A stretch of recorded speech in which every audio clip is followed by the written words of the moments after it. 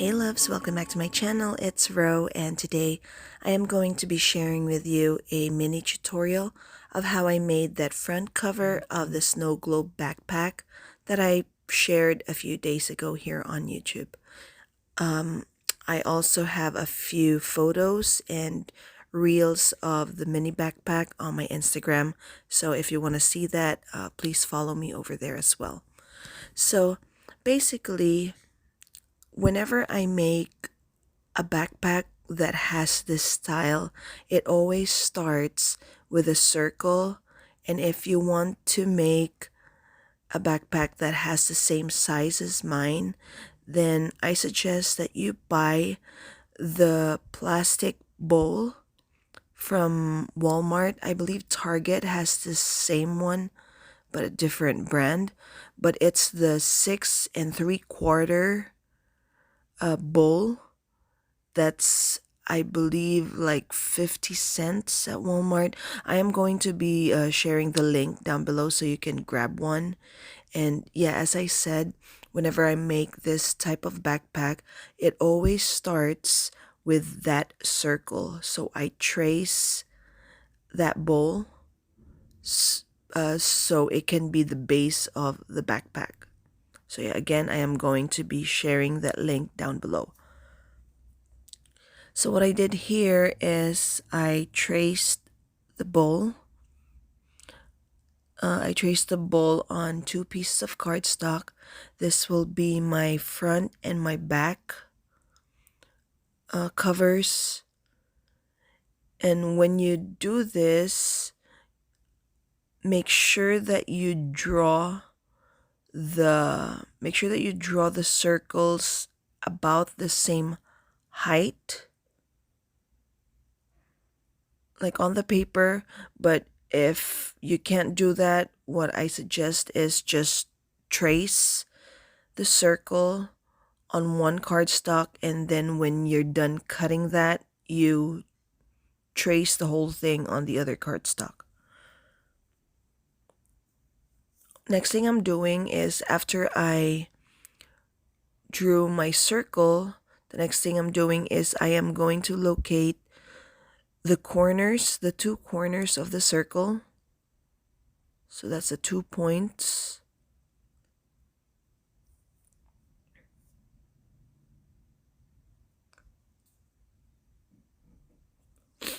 And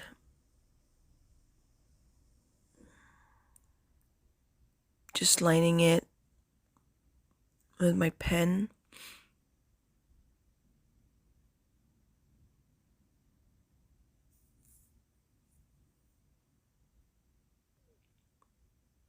This is usually the height of my paper, my backpack.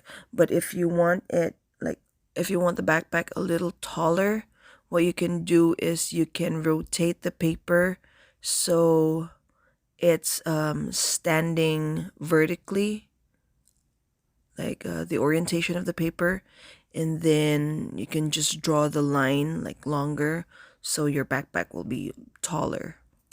But I always use this side because I think it's the perfect size for a mini backpack. Once you finish drawing the 2 corners, the 2 lines, you use that as a guide to cut your cover.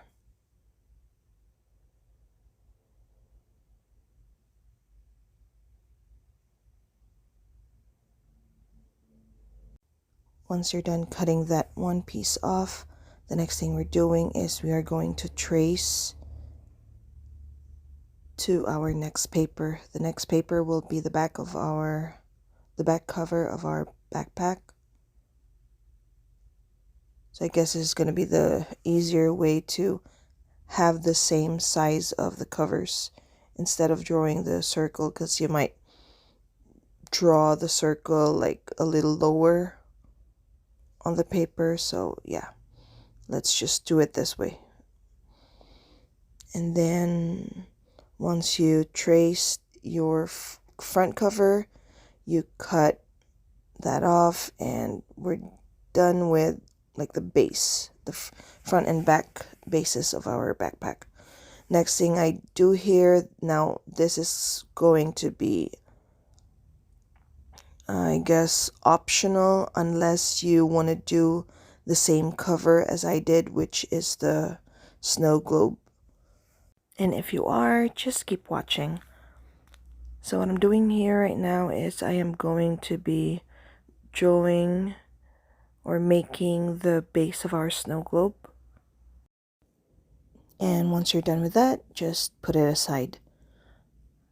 Next thing I'm doing is I'm going to be tracing our cardstock, the red cardstock, onto our printed cardstock.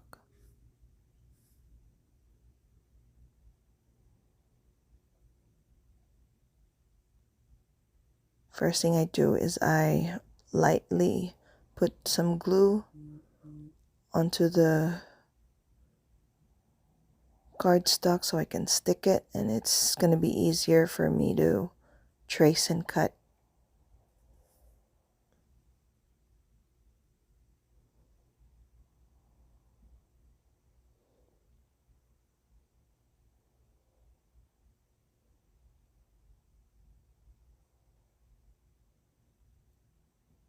After that, we will cut the excess off. Then after that, we grab a piece of felt. I have this white felt in my stash, and this is going to be our snow for our snow globe. Then we cut off our felt. We make some squiggly lines to imitate snow.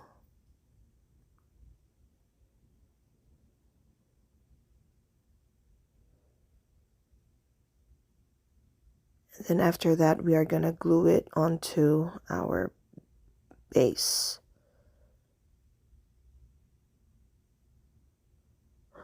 When gluing this onto the base, you don't need to glue it from the bottom of the base. Yeah, I will be showing you here. But since that base will be covered, we don't really need to glue it like on the bottom.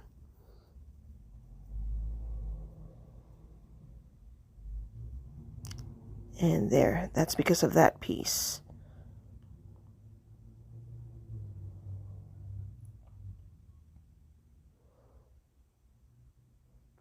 Once you figure out where you want to put that snow piece, you can glue it down. And if you're sewing, you can also sew it right now.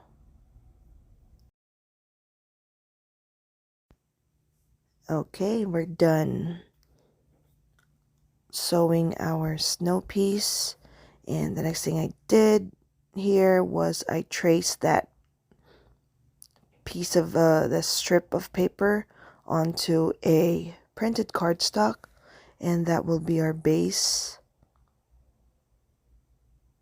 the bottom of our snow globe. And then the next thing we do is you grab an acetate or a clear plastic, like craft plastic, I don't know what you call it, but yeah, I'm using an acetate piece here. And then what you do is you just trace it onto our cover, and this will imitate the glass part of our snow globe. So that's how it looks. You don't need to cut up to the bottom of the backpack, but just enough to overlap that felt piece.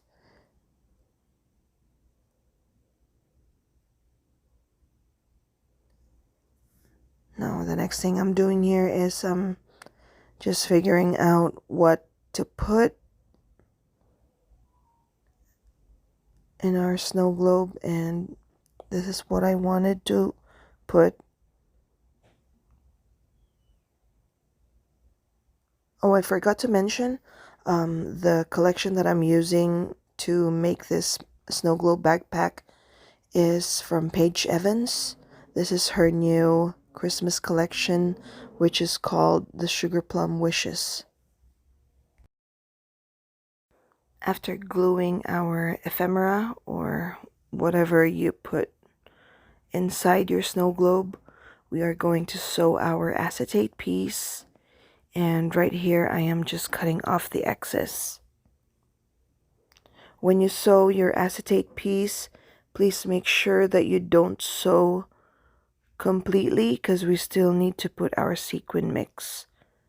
And what I did here is I just left the bottom of the acetate piece open. Next thing we do is we grab our sequin mix.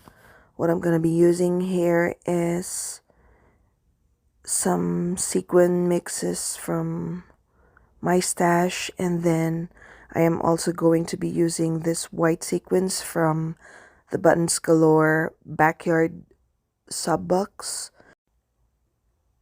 So yeah, so I am going to be adding that white sequins from that box, and then I will also be adding a few more other sequin mixes from my stash.